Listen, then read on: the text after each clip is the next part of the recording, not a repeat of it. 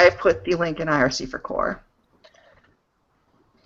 And I even have checked out what day this is going to be. All right. Are you ready? So ready. Born ready. And ready for an hour. Only one? Here we go. Hello and welcome to Cat Context Podcast, episode 64 for a little special today, Monday, November 24th, 2014. This is kind of a mini episode. I have been in the grips of moving, so last week Arrow and Elly ably held down the show on their own, but I'm back! I'm back, baby. I'm in America. I have moved, so we're going to do a little mini show. Just quickly before we get started, before the show, you heard a trailer for Battle Bards. They are a super cool podcast that covers MMO music with my friend Sil from the MMO Gypsy blog. So check it out. And also, if you like listening to us, which I'm assuming you do because you're listening to us right now, we are going to be guesting on the most recent episode of Couch Podtatoes, and both of those shows are on the TGen network. There's my plugging. Arrow and Elly, how are you? Elly, how was your weekend? It was good. I'm actually really excited that you told us that we ably did the podcast last week, because clearly haven't listened yet. I actually haven't listened, so... I think assumed that you guys are awesome. Yeah, we are. It's true. I don't remember what I did this weekend. Probably some house shit, probably some baby shit. And then I played some Warlords. Yeah, we're going to get around to that later.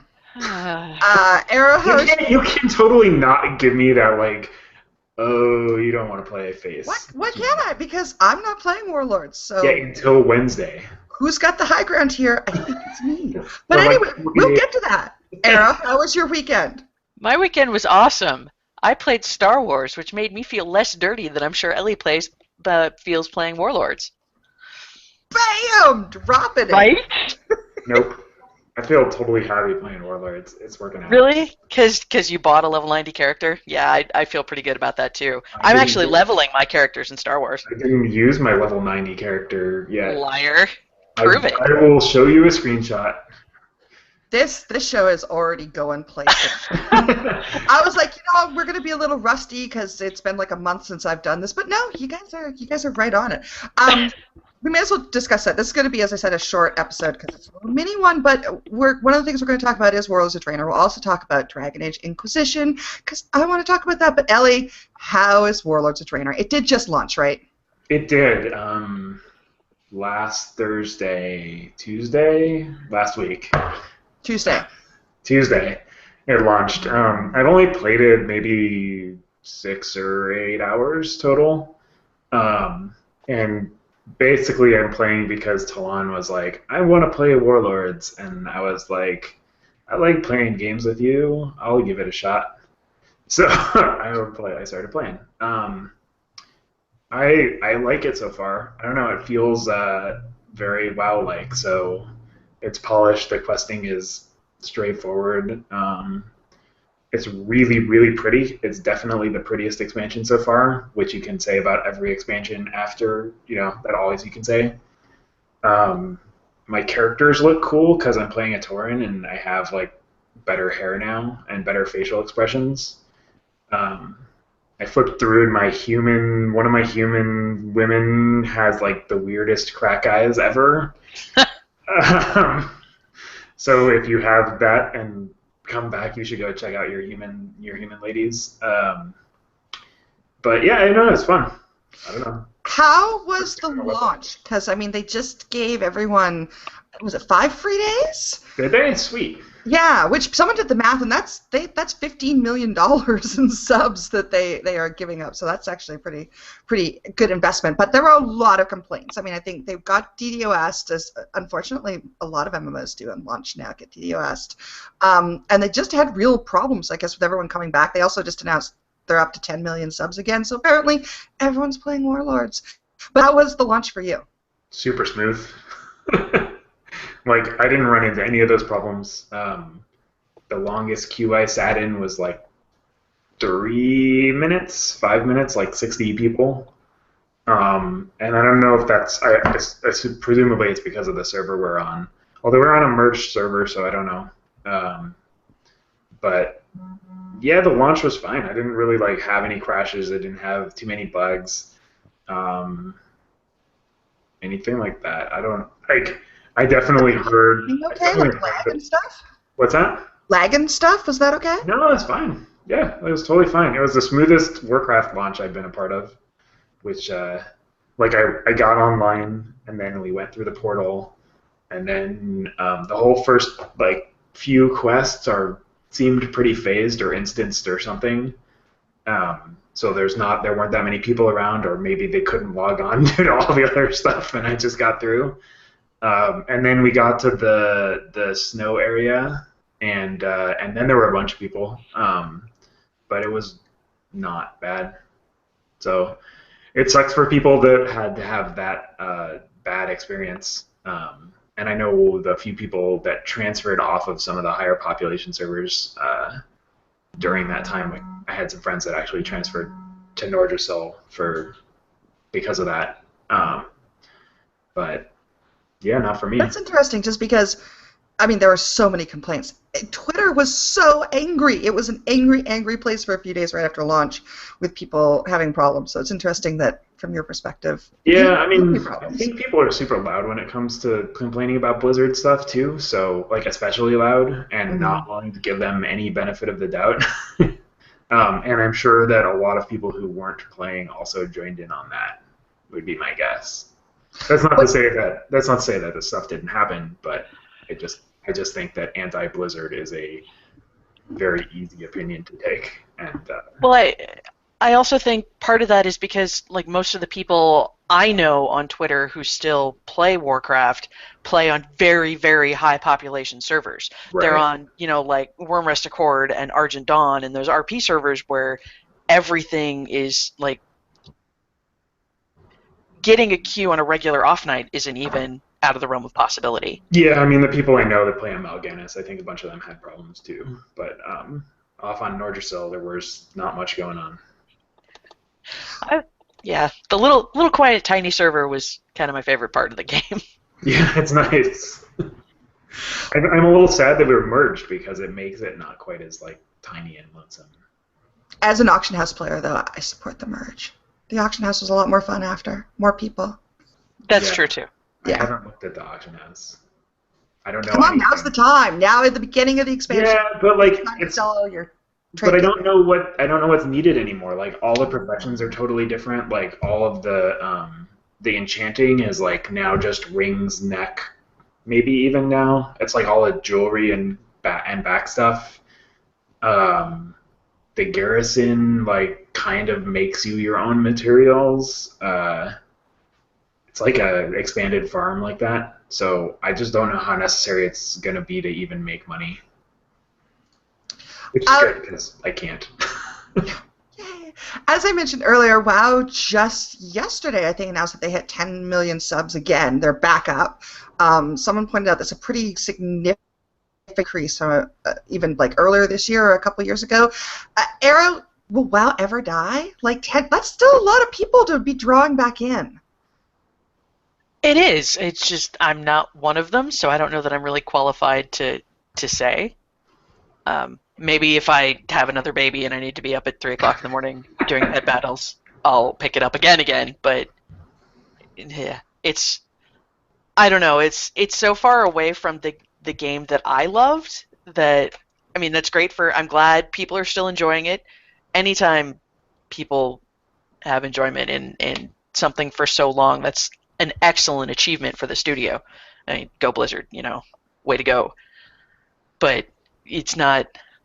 I'm sure it will die at some point. I'm sure they will have a new thing that they want to put out, and so they'll pull the plug on this one, and there will be much wailing and gnashing of teeth, just like there was when they did it to Galaxies.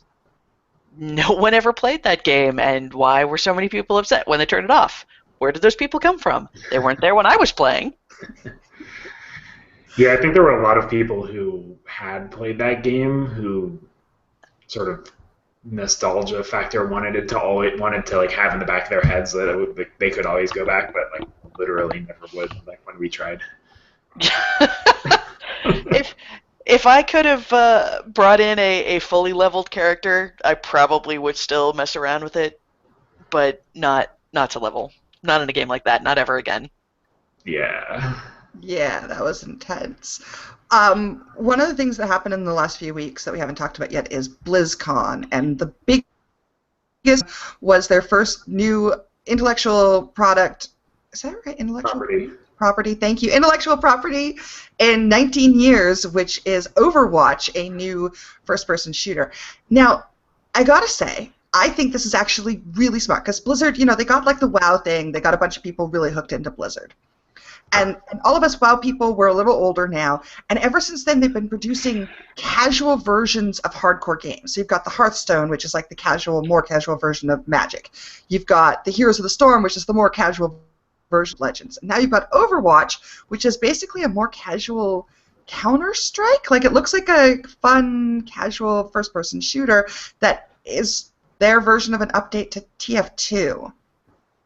Yeah, I wouldn't compare it to Counter-Strike. I'd compare it to TF2 based on the 2 videos that I saw and almost no discussion that I've read. So, I don't know. People are like wondering if it's going to be some weird free-to-play MOBA style rotating character thing, but in a Team Fortress battle arena. I think it's pretty clearly what they can salvage from Titan. And it makes me really, really, really sad that Titan isn't going to happen. Because it's gorgeous. Yeah, it's real pretty. The art design, the character, texturing, just the healer with the angel wings and the razor wings. I'm not made of stone, you guys. Stone not equal to me. Yeah, I have almost no desire to play what I saw, but like I just want to. Man, I am gonna devour the shit out of fan art. Oh yeah, exactly. The characters were cool. Like, they were legitimately cool characters. They did a great job. There was nice diversity in the characters. I mean, I have to Blizzard credit where credit's due. They did a great job with the design of Overwatch. Yeah, I mean, like I said, I have no idea if I'm going to play it or not, but I will try it, and I hope that it is the kind of game that I can pick up and play with people when they're like, hey guys, we're having an Overwatch night, which is not how I feel about TF2 or League of Legends these days.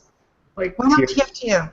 Because TF2 has the whole like weird gear, hats, like loot system thing, and like you can jump in and play with the starter guns, but like that's not the right way to play it. Like the right way to play the sniper, I think, has to do with a bow and arrow or some bullshit now, not a sniper rifle. I don't really know. I just the last time we played, I was completely overwhelmed by the fact that like it wasn't just a game with like 4 classes. It was a game with like 400 choices that I didn't have access to. I think it's interesting that Valve. I mean, Dota was originally kind of a Blizzard concept. I mean, a spin-off of a Blizzard concept, but nonetheless. And Valve has taken that and is raking in wheelbarrow loads of cash with Dota 2. And now Blizzard has come out and put their update on TF2. And it seems like there's a little bit of corporate there. Yeah. Yeah. I don't know anything about any of that genre at all. Like, I played Tribes very briefly for a while, long ago. And that's all I know. Like, my problem with TF2 is I tried to play it and I couldn't get out of the tutorial level because you can't access key bindings until you get through the tutorial, and it's by default set up for right-handed people. And so I physically could not play the game. That's all I know about TF2. TF2's fun. It's super fun. It's very casual and very silly, which I think is nice. Yeah, I totally agree. Like the direction of TF2 is cool. It's just the community around TF2 has been forming for however long, 7 years or something now. Yeah. And in the same way that the new Counter-Strike game is no longer the Counter-Strike game that I used to play.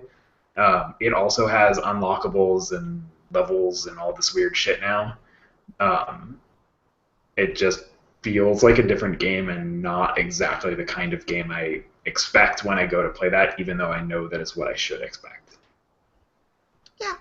It'll be interesting. No, for sure. And it'll be pretty. It'll make so many cool screenshots. Yes, I will look forward to that. And then Heroes of the Storm is going to be January 15th, I think, is going to be closed beta from their current technical alpha, and which means they probably still won't invite me. Invite me to your game! But aside from that, BlizzCon seemed kind of... I mean, Overwatch was a huge deal for them mentioning it, even if it's not something I'm particularly that excited about, so it seems like kind of a mellow, I don't know, BlizzCon this year. Well, it was also like 3 days before Warlords launched, so that was weird. That was weird. Yes, that was weird. Did you watch it on stream? Did Jay Moore come out? No, they got Chris Hardwick this year, so Jay Moore did not insult everyone, which I really enjoyed in the past. Isn't he a VJ? No, he's the nerdist. He's like the... he's a dude. Does funny things. He's a dude. Awesome. He's a dude who does funny things. I don't know. That's all I got. Okay, whatever. Yeah, he used to be a VJ. Oh, did he? I don't know, you weird American things. I'm pretty sure. I don't know. All right, well, you think about that. Let's move on. We're going to move on to the next topic, which is the one that I'm really excited to talk about, which is Dragon Age, you guys. Dragon Age. Came out on Thursday and Tuesday. Today is Thursday. Oh, this is going to be tough. Came out on Tuesday, and it's so good. Like, it's even better than I thought it was going to be. And I knew literally nothing going into this game. I didn't, PAX panels for the last 2 years, I didn't go. I haven't read anything about it. I just sort of heard the reviews that everyone was saying it was really good, kind of a return to form, and I went for it. And boy, I'm so glad I did, because it's good. It's really good. Arrow, how are you enjoying it? Hopefully I will enjoy it more later today, because Mr. Arrow, God love him, has swapped me his sweet SLI setup dual video cards for my video card that was making the game just cry. I'm still in the hinterlands. I haven't done any of the main quests there because I could only play it for an hour at a time in a slideshow with the graphics set to muddy dog shit. That's a lot of love to hook you up with an SLI setup. Well, yeah. I think he wants something serious. I don't know what yet. It means that what it means is that he's going to get the shiny new 970 for his birthday and not me, but that's okay because I can play the game right now, and I want it right now. And I'm really sad that I did not have or know of the $200 edition of the game that came with the actual physical tarot deck that it uses in the codex. Wow. It's so beautiful. Everything about this game is so beautiful, and it's making my system cry. Yeah, my system is not that old, but this game makes it feel really old. It actually is a little sad just how much this is pushing the outer limits of what my computer will do. So, yeah, it takes every advantage of that whole next-gen stuff, and just the way they've done the open world is really nice. You take like Hinterlands. I'm still in Hinterlands, and I've played about 14 or 15 hours of the game, and I could be there forever if I wanted to do. There's just so much stuff to do. You really get to kind of decide what level of involvement you want to have, and do I want to be total insane completionist? Do I want to just, wander around? There's a lot of emphasis. A lot of people have complained that the mini-map is blank. And Bioware actually did that on purpose to kind of get the player to look around more and interact with the environment. And I think that was smart because I'm really doing that. I'm enjoying just running along and being like, oh, here's a path this way, or oh, here's a castle this way, or, let's just go see what's going on. And you run into stuff as you go out and about. And, here's a cult, or here's a weird bunch of bears. What are they doing? And it's just really cool. So is there a mini-map? Yes. What is but it's like it's a radar. It's kind of like, I don't know, was it Planescape Torment that kind of had it's got no background on it. It's just compass rose with your icons on it, which is my favorite kind of minimap. Yeah, that's good minimap. Yeah, a lot of people think you don't see the little merchants on your mini-map and stuff. Yeah, I mean, because like the WoW minimap, like half the time I run around, I'm just looking at the minimap, right? Like going from point to point or arrow to arrow. I'm not actually looking at the world I'm in. So I think it's good that you have to actually search around, but you know if you're close. That sounds really good. I do have one problem though with this game. And that is actually the same problem I had with both Origins and Dragon Age 2, both of those which fix this with mods, but I don't think we're going to get mods in this game, and that makes me sad. And that is that hair is just fucking atrocious in this game. And when I say spiders. And I can't mod the spiders into Upside Down Mabari, which is very problematic because the game opens with spiders. That's the intro. There are spiders everywhere. But no, the hair options are just it's oh my god, it's like they forgot to put hair in the game, in character generator. It's, especially since I'm playing a Kunari, and that hair is not just terrible, it's like the 7th layer of hell. Yeah, the hair is bad, and like, they've got buzz cuts, but they have like 6 of them, so it's like, I need a buzz cut, but I want week 3 of buzz cut. Not week 2 or week 4. And yeah, like landing strip buzz cut, and it's so weird. Yeah, and it renders really funny and shiny in the game. Lips are all really super shiny in the game, too. All skin is really shiny. It's like you got out of the shower and put on too much moisturizer and lip gloss. Right, yeah. Everyone right. looks like they're just, like, making out all the time. I don't really understand. That's definitely a thing. I think I would like it if BioWare could sit down with someone from Square Enix and talk about Final Fantasy hair in a BioWare game. Make that happen. That would be super great. Well, and also the other thing, I don't know if you noticed this when you were in Character Generator, I don't know what your style is, but if you try and change the color to anything other than medium brown, it looks like, I don't know, 14-year-old fan artist in a free version of Photoshop just learning about the hue saturation adjustments. Yeah. Yep. Yeah. You know exactly what I mean when I say that, too. I sure don't have any other way to describe it. It's just like, there's the white layer right on top. There's no blending. There's no transparency. There's no smoothness on the model. It's just white layer right there. It's awful. Hilariously awful. How could everything else in this game be so good and then the hair so awful? Everything else in Character Generator is amazing. There's a slider for your broken nose. It's spectacular. And then the hair, just why? Why would you do this? Why? Yeah, it's true. And you can tell they have a problem with hair because there's no really long hair. Because I think they would have a difficult time rendering it properly. So I don't know. But otherwise, aside from the hair and the shiny, shiny lips, this game is so good. I'm having a real problem because I actually like all of my companions so far. So one of the interesting things with the game is that you can set up camp. Like the first one, the Hinterlands, I think, has like 6 camps. And every time you go to a camp, you can refill your potions, you can refill your health, and you can switch out your party members. And I like everyone, so every time I'm passing a camp, I'm like, oh, I'll just switch out a few more people. I want to hang out with everybody. It's a terrible problem to have. Yeah, that was always a problem in Dragon Age, No, at least you can, the main reason I want to do more than one playthrough, and it's like the only game that I've wanted to do more than one playthrough of, is so that I can spend time with all the companions and not just like the 3 that I deemed the best the first time. Right, but I don't want to like ever put the people that I spend the first amount of time with in camp because I might miss some sweet interaction they have or something they say. It's very sad. It's very difficult. Era, what were you going to say? I don't know. I don't know what I was going to say. All right. Oh, is there not a place where, like, everybody is? Do you not get a global camp? Because I know you start out with everyone in the stronghold. You do. You do get a global camp, so you can wander around and talk to everyone like the camp in Dragon Age Origins. But as Elly says, that interaction and everybody, all the characters are so neat, and I'm like, well, what happens if I put them with them? And that I like everybody. It's a real problem, because usually I'm just like, okay, well, it's me and Alistair and Morgan, and then some sort of rotating the 4th person, right? Yeah.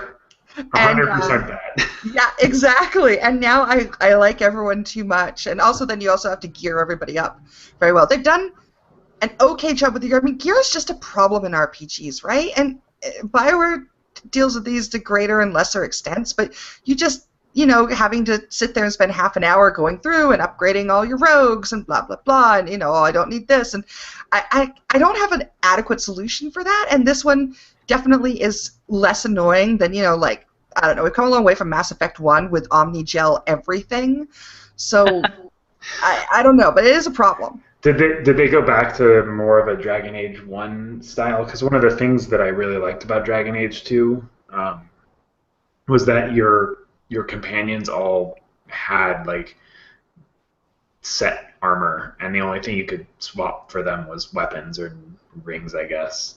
So it made the inventory less of a pain in the ass, because like 2/3 of it you could just trash because it was armor of whatever kind. Nope, you have to outfit your companions. No, all the way? Oh my god, that was so nice. Rings and I really like that amulets too. Yeah, belts, yeah. The only one is Varric, who of course has Bianca, and you can't take away Bianca from Varric, so you can't romance Varric, you guys. You can't romance Varric. Every bow you pick up actually has a little line on it that says "Rogues only, not Varric." Yes. I wanted some dwarf on dwarf romancing, and I'm not gonna get it, and I'm pretty bummed out about that. That's real sad. I did hear that you get to be a lady dwarf with a beard though, and that makes me super happy.